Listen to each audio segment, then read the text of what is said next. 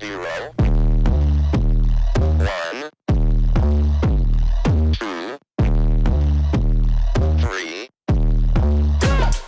Let's get started.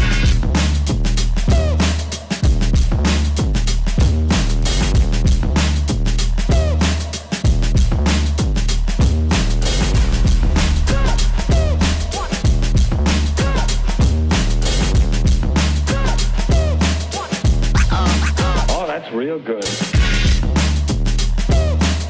Why they stopping me? Hey everybody, welcome to Kapow, the Westbrook Christian Show with Coach Steve Smith.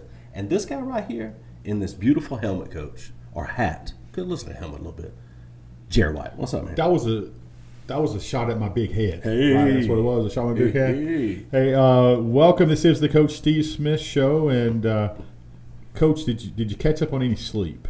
Not much. Wow. What we just want to dive just right into this, and I think we all knew this was going to be just a battle between two fantastic football teams. The weather's always a factor in some of these games, right? You never know kind of what it's going to be. Kind of give us the breakdown of the weather going in, those kind of things, and kind of just tell us kind of how the game went. Well, all through the week last week, you were trying to guess when the spinoff of the hurricane was going to get to our part of the state. And some people tried to move games up to Thursday. Some people tried to move up to earlier start time on Friday. And it really was just day to day. Thursday at our place, for instance, we practiced that morning like we always do. Thursday looked terrible all during the day, and then by about 3 o'clock that afternoon, Thursday was nice. Through the night. Friday, it was kind of dreary all day, but then we made the trip to Locust Fork. We got up there, and everything was good. We didn't really have weather to move in with Locust Fork until about the time the teams were going to go on the field for pregame warm-ups. And then they started having some lightning flashes. And you know how the rule is, it's 30 minutes after the last flash. And so we kept on, us and Locust Fork were kind of on, just sitting on ready, waiting to get the word. And of course, there's no real way for the officials to know when the last lightning, they know what they see, but they don't know if that's the last one. And so I think there's 3 or 4 different occasions we had set a tentative start time. We were going to try to start at 7:15, and it was going to try to be 7:40, and then it was going to be, long story short, I think we got on the field maybe and went through a modified warm-up stretch and kicked off somewhere, 15:09, 10:09, somewhere in that range. And the weather, the weather wasn't bad during the game. Had a little drizzle, at different parts, but wasn't really that bad. But we had the lights went out right there at the end of the first quarter. And like a lot of the high school stadiums, the older lights, are the ones that when they go out, it takes them a few minutes to warm up. Mm-hmm. So we had about a 20-minute delay there, for the lights to come back on. And then we shortened the halftime down to, 15 minutes instead of the normal 20. And then the second half, we played it pretty much without incident, but it still was a late evening, finishing up a little bit after midnight. But it's one of those things. I thought our kids handled it really well. We get up, start stretching. They had us stretching in an old gymnasium, an elementary gymnasium, which was actually a blessing in disguise because it was spacious enough that we had enough room that we could stretch in there, and then referees would give us, we got to wait 15 more minutes or whatever. So it really was a blessing in disguise where they had us dressing that we were able to, keep everybody kind of loose and all. And then as the game goes on, you can't control the lights, you can't control if you have weather. I thought our kids did a great job of just trying to stay focused on the game, controlling what they could control, and not making excuses for anything. So the conditions are the same for both teams, and you preach to them all the time about just worrying about the things you can control. And at the end of the day, we came up a little bit short, and we told them in the locker room there are no more victories. We're not into playing people close. We're not into giving a good show. We want to win the game, and I'm extremely proud of our guys for the way that they battled. I thought we played extremely hard, and credit to Locust Fork. Locust Fork's got a good football team. Coach Adams says they do a great job, and they played well enough to win it. And I thought our guys played extremely hard. We just didn't get it done there, on the scoreboard at the end. You always say no moral victories. Right. Always. That cracks me up too. But I understand that, right? I mean, if you're a fan looking at it, you can make those excuses and go, well, the boys had so many down times and they were they were tight, they were stiff, all that kind of jazz. But as a coach, you demand and expect excellence, and there's nothing wrong with that. And I love that that we finally got some old school coaches around here that kind of demand that. And you mentioned a moment ago when you first came in, aggravating Jerry, which we all love to do.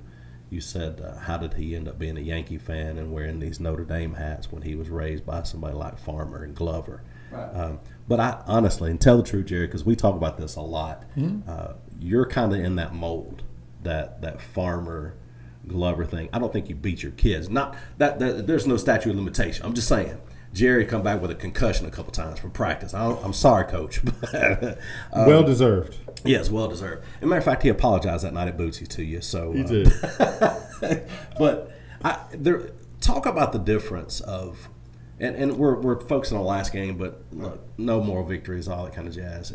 Yes, we wanted Westbrook to win. You did. But talk about the difference of some of these coaches that are just, I don't know, soft. And then the difference, how of a hard coach. It's good to coach kids hard, right? I mean, Life is hard. Yeah, that's what I'm thinking. I don't necessarily view myself as hard. Now the kids that play for me may tell you differently. It's a different show. We don't mean, yeah. It's never with intentions of going out there to try to be abusive or anything like that. But it's just football's a tough game. It's a tough game played by tough people. It's a matter of will. Both teams have a will, and the guy in front of you's got a will. I mean, somebody's will is going to break at some point during that game, and if you're not physically prepared and mentally prepared for that battle, then you're going to be the one that breaks. And we're to a point at Westbrook. We've got guys that go in there and go toe to toe with people. We've got to start coming out on the winning side of some of these 50-50 games. That's the next step in the process. Is we need to win one of these games that people think, well, Westbrook's probably not supposed to win that game. You need to win one that the experts, the people that watch from the outside, think that you shouldn't. And that's all a mindset. And our kids have bought into what we're trying to do. Like I said, we practice. We feel like we teach them the right ways, and we teach them toughness and overcoming obstacles and things like that. But those are life skills. Yeah. Those are things that you're trying. Those of us that grew up and were coached by hard-nosed people, I think we appreciate those things because you could. I played at a time, if you made it through the practices, the games were easy. That's what we were, right? As far as doesn't mean that, I don't mean the competition was easy, but, you prepared for the tough stuff at practice. The games were kind of the reward. And, my wife and I, we're both pretty hard-nosed people, I guess. My kids would probably tell you that. But one of the things that she shared with me a couple of years back, and I've kind of used it with my football teams, is, contrary to what the world will tell you, life does not get easier. It don't get easier. I don't care how old you get, it doesn't get easier. In fact, it probably gets a little tougher as you go with more responsibilities and more things going on. And so I think a lot of people make the mistake of trying to make things easier in life instead of embracing the hard stuff and learning how to better handle the hard. Come on. And that's what, Rachel heard some coach talking about. If you want to be successful, you have to learn to handle hard better. That's good. And I got thinking about that, and that's in the sport of football in particular. It's hot in the summer. It's hot on that turf. You feel like you could be drinking a bottle of water at all times during practice. Right. So it's not easy. And I appreciate our kids, man. I appreciate our coaches. I appreciate everybody that's pouring into this program of going out there and and I tell them, I said, it don't make us any better than anybody else just because we're out there. That's right. Everybody's doing it. Everybody's out there just like you are. But you got to learn how to embrace that challenge, embrace it being tough, and learn how to mentally get yourself through it and come out better on the other side. And that's what we're trying to do with the program. And I feel like we're making significant strides toward that. I said, can't say enough good things about our kids. How we battled the other night. We came up a little short on the scoreboard at the end, and that's something that we want to work hard to change. That's it. You've coached in a lot of games over the years. This one has to rate up there as, man, just you look at the adversity, the time, all this stuff. It's pretty memorable, I would think. Yeah, at the end of the day, we still played 48 minutes of football. Yeah. Regardless if it was stretched out over a 5 or 6 hour window instead of a 2.5 hour window, regardless of the circumstances. It's like a we still played 48 minutes of football, and there were still some plays in that game. You know, it was so indicative of what you tell players all the time. There's going to be 5 or 6 plays made in the game. You don't know when they are. They're going to be turning points in the game, and you know whether it was a long run, whether it was a big stop on 4th down, whether it was recovering an onside kick, whatever it might have been. There were plays in that game that you didn't know at the time that they were going to be the turning point plays, and that's why you play every play as if that's the play that's going to make the difference. I was speaking with a media member from Mobile on Saturday, just about some of the different games in that area, and he was talking to one of the 3A coaches at a big school down there. I'll remain nameless, and he said it would not surprise him at all for Locust Fort and Westbrook to be playing to represent the North in a championship this year. He thinks both those teams. Of course, you know, you got a couple other teams he was mentioning too, but there's some really, really good 3A football teams right here. And the coach was also very thankful that he doesn't play in 3A Region 6.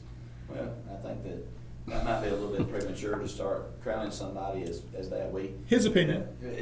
And look, this 9-team region, it's going to be a dogfight just to get in the playoffs. Yeah. You know, there's still, 5 more region games for us. There is. Some teams have still got 6 region games, I guess, left. There's a lot of things that's going to happen over the next 6-7 weeks that will determine everybody's fate. So, Locust Fort does have a really good football team. They are as advertised. Their players played hard.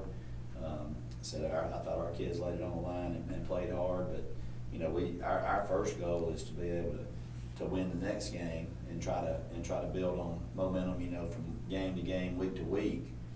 To just see if we can earn one of those playoff spots, because those 4 playoff spots in 3A Region 6 are going to be precious. They're going to be hard to come by. Also, big week. Every week's a big week, especially in this region. And someone asked Jeff and I the other day, "Hey, that's the Steve Smith Bowl." We shut that down in a hurry. No, we said, "Hey, Steve Smith's not playing it down. Nope. He's not taking one snap at quarterback. It is not him. This is Piedmont. This is Westbrook Christian. It's about them."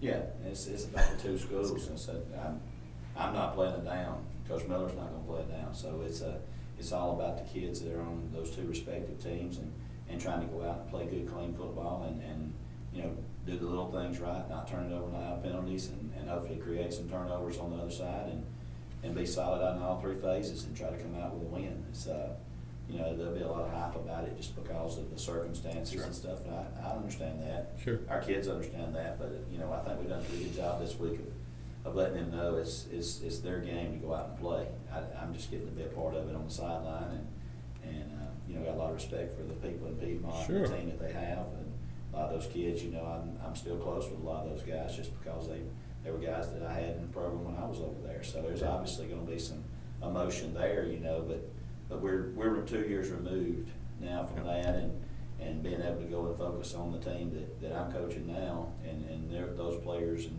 their coaches, continuity that they've got. That's Coach Miller's program now. Sure. And you know, it needs to be decided by the teams on the field. 2 high-scoring offenses, 2 teams that can put some points on the board coming against each other. Piedmont's coming in to Westbrook to make a statement. This is going to be our house. That's what they're talking about. We're going to take it from them. Jerry and I, after the game, your game, we kind of talked, and I said, how much preaching of defense is Coach Smith preaching this week? Yeah, and that's what it's going to come down to. Both teams are known for scoring, but you know, there's a thing called defense that usually determines the winner. I have heard that. And there's a thing called defense that usually defines championship teams. And you know, you look at the score last week. Our defense did not play poorly at all times. We had some breakdowns. We had some times, you know, where we had a first half. We had a punt that went out of bounds on the 1-yard line. First play, Embry kid went 99 yards. Well, you know, that's a matter of a kid for them making a play, and that's not getting him on the ground. You know, if that was at the 10-yard line, it would in the stat sheet have been a 10-yard run, but by virtue it was on the 1-yard line in the negative territory, it was 99 yards. So you look at the numbers, you look at the statistics, and you think, well, golly, where was the defense? You know, we had a couple of stops in the first half, forced a couple punts that we were able to cash in on. We had a couple of possessions that we were able to steal with recovering onside kicks, and then we turned the ball over on downs and didn't capitalize on them. So, there was a lot of things. Football's a complementary sport, offense, defense, and special teams. You got to have all of them working in unison. So, you go the first 2 games of the year, and our defense gave up 17 points between Glencoe and Sac. So, our defense kind of carried us in the first 2 games of the year. So, you're going to have some nights where you're a little bit off on one side or the other, and you got to have the other side needs to pick up the slack. But, going back, I know you give up 47 points and right at 500 yards, you say, how can you say that the defense didn't struggle? We didn't play poorly. We had a good plan. I felt like the kids executed our plan to the best of their abilities, 95% of the time. Some of those times that we didn't execute the best of our abilities were things that hurt us. And that's all part of the growing process. You watch your film, you try to look at those things, try to correct those mistakes. It wasn't because of a lack of effort. Our guys played their tails off until the final horn, and so effort was not an issue. As long as effort's not an issue, the coach can live with it. Yeah. You got issues when you don't give effort, and that's one thing that I did not see the other night. Lack of effort did not exist. Our guys played hard the entire game. We just got effort's one thing, execution's another. Yeah. You gotta execute it. And, Preach. And look, coaching wise, there's some things heck I watched the film I'd like to go back and do over again. I think there were some times I could have put us in a little bit better position, and I think there were some things that I could have done differently to give us a better chance to win. So I'm always going to find places that I can improve as well. Yeah. And I owe that to the guys, owe that to the coaches, owe that to the team, and just try to be better the next week. Yep. Sometimes the other team has something to say about execution too, right? Yeah. And the Embry kid, you heard a lot about him. I'd never seen him in person until we got up there and played. And he's as advertised. He's a really good player, and their running back is probably as talented as any running back in our region, and they've got a receiver that's as talented as anybody in this region. Mix that with an experienced offense, defensive front, guys that just get after it, and they've got a recipe for a really good football team. They've won 16 of their last 17 for a reason. No doubt. They've got a fine team, and sometimes you run up against another good team, and you do everything you're supposed to do, and then sometimes the other guy just makes a play. Sure. And that happened a few times the other night where we were in position, and their guy just made a play. Yeah. And, all you do is pat them on the back and tell them good job, and that happens. This week, regardless of the team, this is huge implications in making the playoffs, right? And that's the ultimate goal, right? You've got to be one of those 14 to make the playoffs. Once again, schedule makers did you no favor. Back-to-back, really, really good football teams. So let's kind of break down what do you expect from this Piedmont team. They're going to be, they're well coached, fundamentally sound. So what is Coach Smith telling his team? I think when you watch Piedmont on the film, you see a group of kids playing with a lot of confidence. They got a big win starting the year off against Cherokee County in a rivalry game, and then they come out with a win at Sacs and a win against Ohatchee in region play, 2 county rivals right there for them.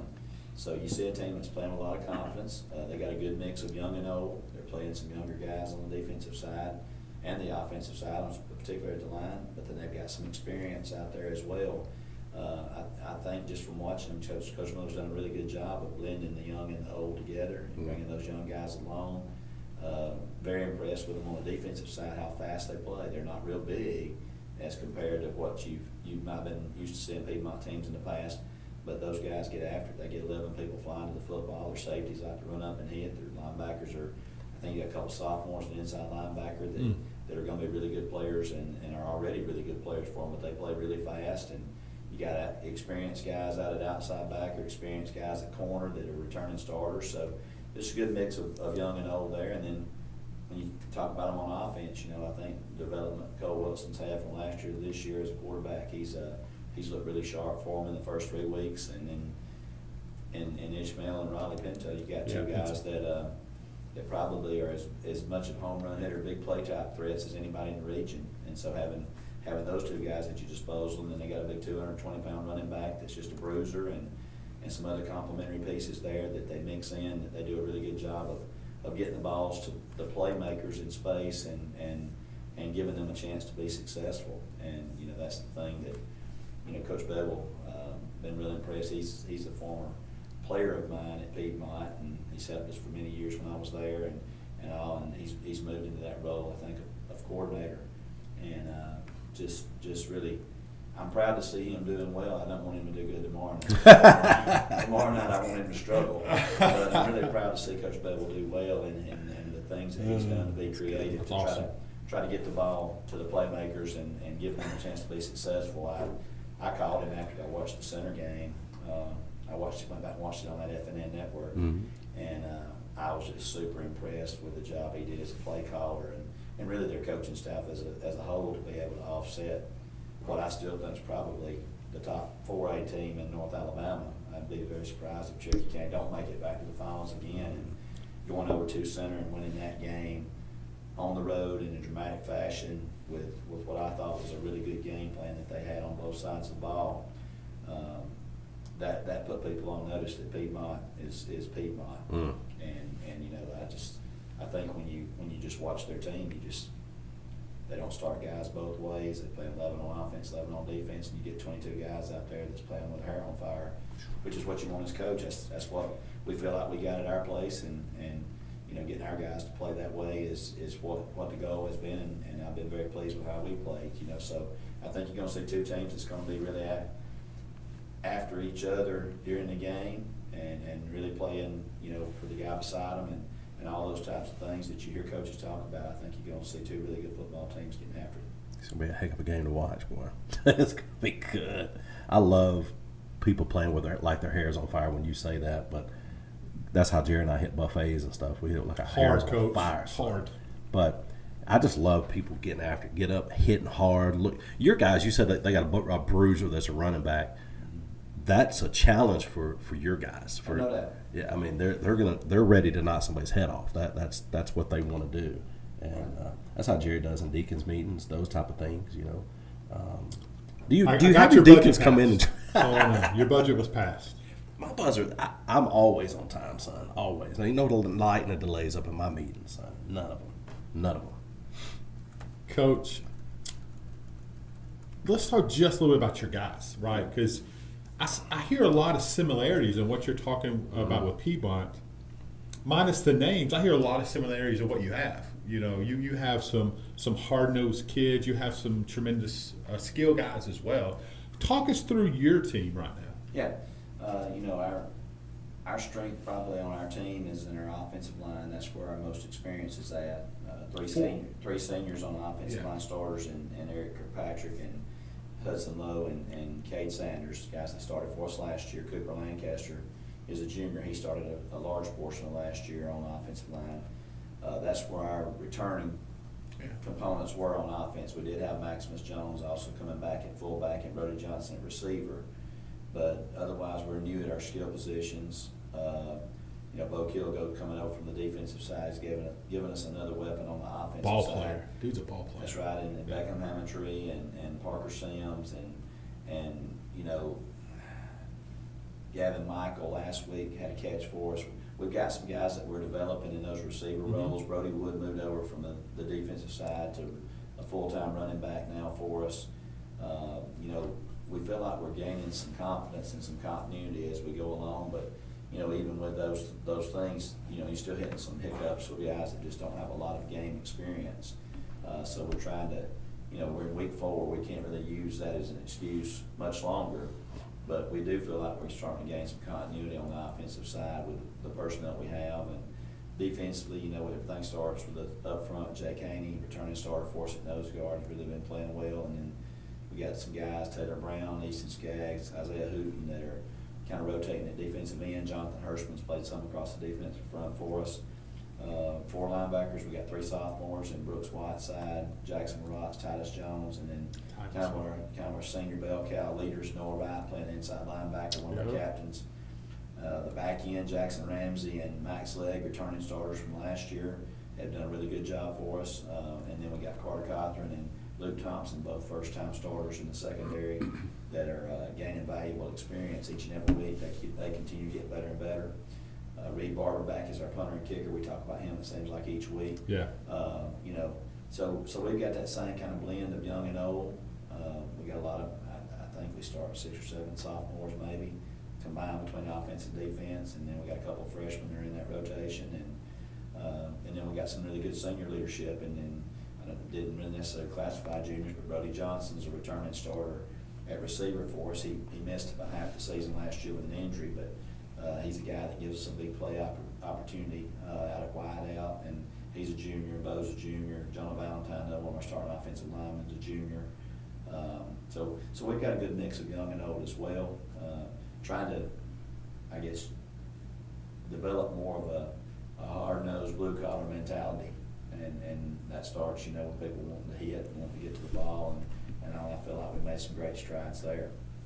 Well, I think this is, Jeff and I were talking, this is, again, we're going to dub this as our Etowah County Game of the Week. We think it's the biggest game on the slate for this week. So come out, support this team. We all know the concession stand's on point, and we expect the crowd to be rowdy and ruckus, no question about that. And we had another great crowd, another great following last week coming to Locust Fork. Had you not known that you had all the weather conditions, if you just turned and looked up the stands, Westbrook crowd, they showed up loud and proud and in big numbers. And I know that Friday night's going to be another one of those packed houses there on each side. And it's going to be a great atmosphere, great high school football game, great opportunity for us. We appreciate the nod as the game of the week. It's time that we need to start winning some of these. Mm-hmm. It's going to be great. Yep, 7 o'clock. Home region game. You better show up, be loud, like you said, be proud. The Warriors need your support. Tomorrow night, get there early, get your seat, spot, go get your concessions, get back to the house, and get ready to cheer these guys on. Steve Smith to special. Victory. Steve Smith special. Gotta get it. What's on that special again? What was it? It's Extra peppers. oh yeah, the nachos. With extra jalapenos and a Diet Coke. We'll have his Diet Coke for him next.